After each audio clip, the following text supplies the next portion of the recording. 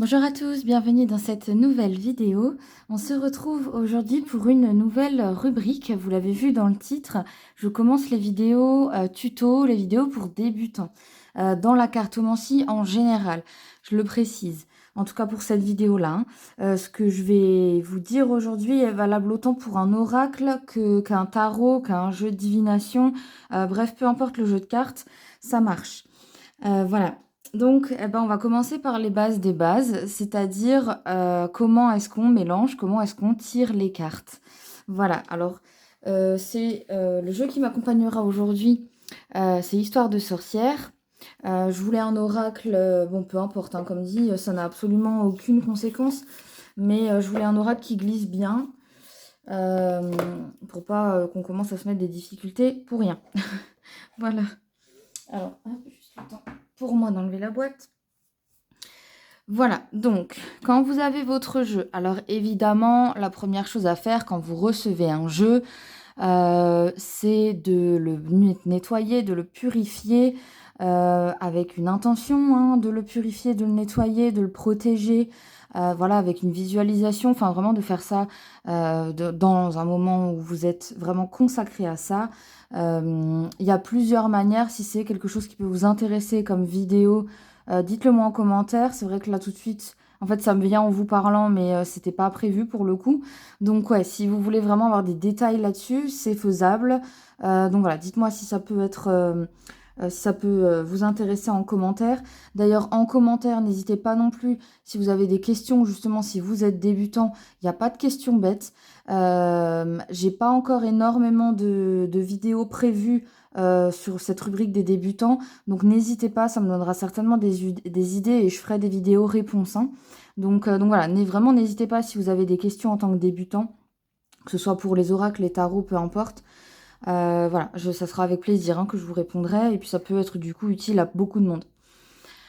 Donc, revenons à nous, moutons. Une fois que vous connaissez un petit peu mieux votre jeu et que vous faites votre premier tirage, eh bien, vous allez pouvoir faire plusieurs choses. Alors, tout ce que je vous dis là, il n'y a pas d'obligation. Je vais vous montrer plusieurs manières. C'est à vous, au fur et à mesure, de trouver ce qui vous convient. Moi, je suis passée par toutes les étapes dont je vais vous parler aujourd'hui. Et je n'en retiens aujourd'hui que, entre guillemets, une par section, vous allez comprendre. Voilà, mais parfois, l'intuition me dit de faire autrement, hein, de mélanger mon jeu différemment de ce que j'ai l'habitude de faire. Voilà, ça peut arriver. Et puis après, si vous tirez pour vous et si vous tirez pour quelqu'un d'autre, ça peut aussi être différent.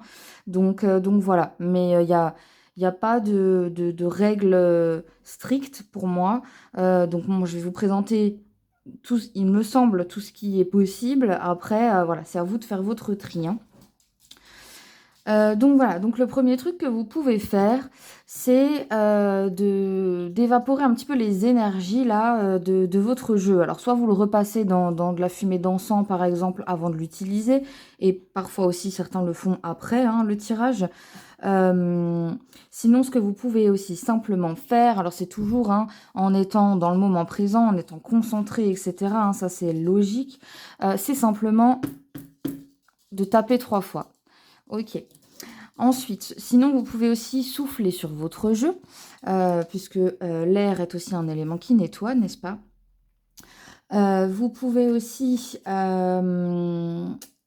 attendez que je ne me... Pardon. Et après, oui, vous pouvez aussi le faire simplement en visualisant que les énergies s'en aillent, voilà. En fermant les yeux, en le prenant dans vos mains, certains le mettent contre le cœur. Voilà, encore une fois, là, c'est à vous de voir. Donc ça, c'est un petit peu pour chasser les énergies qu'il aura accumulées en restant dans votre meuble, hein, voilà, entre deux tirages. Ensuite, vous allez faire quoi? Vous allez commencer à mélanger. Et là, on a 3 façons de mélanger. La première, ça va être, par exemple, de faire un gros bordel et de les rassembler ensuite. Je pense que peu de gens font ça, mais c'est utile surtout pour les jeux que vous allez utiliser avec des cartes à l'endroit et des cartes à l'envers, parce que vous verrez que les deux solutions que je vous propose après, en fait, concrètement, avoir les cartes à l'envers, c'est compliqué. Donc voilà, ça va se faire en fait très doucement au fur et à mesure. avec les cartes que vous allez avoir étalées après avoir fini votre tirage. Vous allez les remettre dans le jeu sans vraiment faire attention. Et là, potentiellement, vous allez avoir des cartes du coup qui se mettront à l'envers par rapport aux autres. Mais mis à part ça, sinon, il faudrait faire ce mélange-là hein, pour avoir vraiment des cartes à l'endroit et à l'envers si c'est quelque chose qui vous tient à cœur. Ensuite, sinon, bah, y a le principe très simple, hein, je dirais que tout le monde connaît, qui est celui-ci. Voilà, alors là, vous voyez, il y a des cartes qui sortent, on y reviendra après, gardez ça en tête. Donc, vous avez celui-ci, ou alors, vous avez aussi celui de séparer votre jeu en deux, complètement aléatoirement. Hein. Hop, et puis, tac, on les rassemble. Voilà, hein, je crois que c'est un peu à la manière du poker, hein, qui font comme ça, il me semble. Donc, voilà. Moi, ça, je le fais de temps en temps. C'est pareil, c'est intuitif. Celle que je vais utiliser la plus, c'est en brassant simplement et avoir les cartes qui sortent. Et quand je fais celle-là, je la fais toujours 3 fois. Tout ce que je fais, je le fais 3 fois. Voilà. Après, voilà, hein, ça, c'est une question de superstition. C'est une question de si vous êtes à l'aise avec la numérologie et que vous comprenez les symboles des chiffres, voilà, des choses comme ça. Mais encore une fois, pas d'obligation. Donc, voilà pour les 3 manières de mélanger. Et puis ensuite, bah, il va falloir se concentrer sur votre question.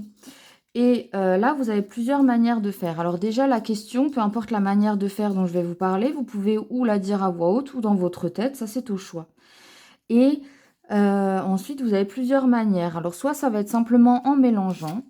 Donc, peu importe la manière que vous avez décidé d'utiliser pour mélanger, ou vous allez dans votre tête ou à voix haute, vous dire, vous répétez par exemple la question, jusqu'à ce que du coup, voilà, soit il y a une carte qui sort, etc. Ou alors de les piocher ensuite. Hein. Ou alors, vous pouvez les tenir entre vos mains. Et pareil, vous fermez les yeux ou pas. Hein, voilà, toujours encore, pas d'obligation.